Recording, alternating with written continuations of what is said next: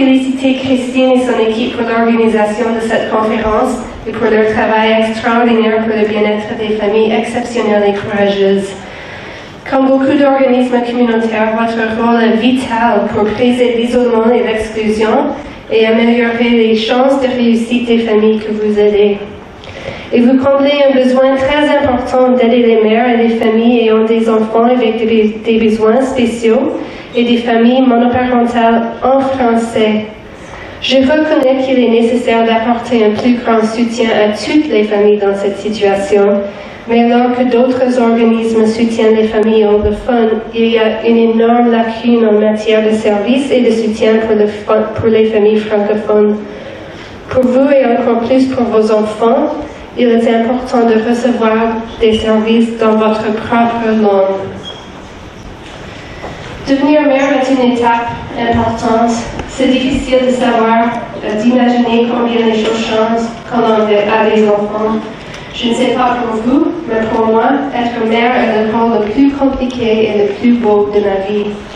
J'ai 3 enfants et ce n'est pas toujours facile avec un travail comme le mien. Je sais ce que c'est de s'inquiéter pour eux quand ils vont mal et de se sentir comme si je n'en fais jamais assez.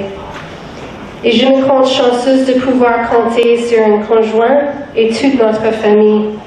Et jusqu'ici, je touche du bois. Mes enfants sont en bonne santé. Je sais que de nombreuses familles n'ont pas accès aux mêmes conditions pour bien élever leurs enfants.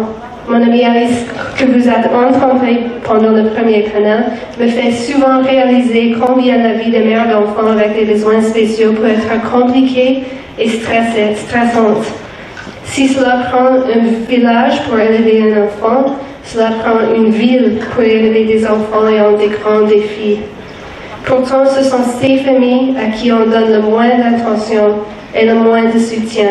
Cela ne fait pas de sens. Alors merci et bravo à Famille Éclose d'essayer de combattre les injustices et de construire le soutien et les services que ces familles méritent et dont elles ont désespérément besoin. Par exemple, offrir du répit aux mères est un geste concret et nécessaire. Une mère ne peut donner ce qu'elle n'a pas.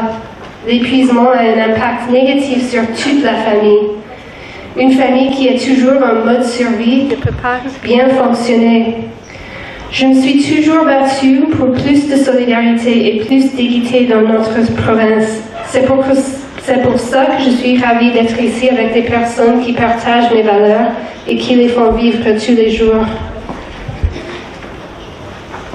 Contrairement au gouvernement conservateur actuel, un gouvernement néo-démocrate investirait suffisamment d'argent pour soutenir vos familles dans l'éducation, le système de santé, les programmes de soutien ou encore les aides financières. Le gouvernement de Doug Ford a les moyens d'en faire plus. C'est leur choix de ne pas investir dans l'éducation des enfants ayant des besoins spéciaux. C'est leur choix de casser le programme ontarien pour l'autisme et de laisser des milliers d'enfants autistes sans service. C'est leur choix de sous-financer les hôpitaux et les traitements pour les personnes handicapées. On ne devrait pas mettre un prix sur la dignité et le bien-être des personnes les plus vulnérables dans notre société. Il y a beaucoup de travail à faire pour changer les politiques et les valeurs de notre province.